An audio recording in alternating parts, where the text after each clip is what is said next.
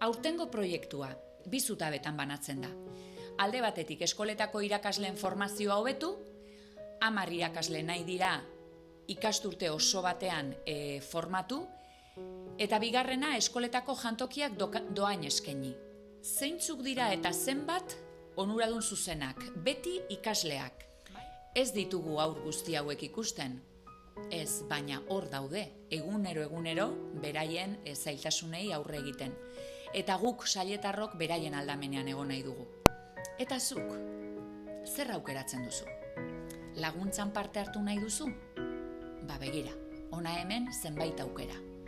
Egin donazio bat, eragin zuzena izango du zure laguntzak pertsonengan. Urtero bezala, zuen seme alabak sobre marroitxo bat eramango du etxera donazio hori egin ahal izateko.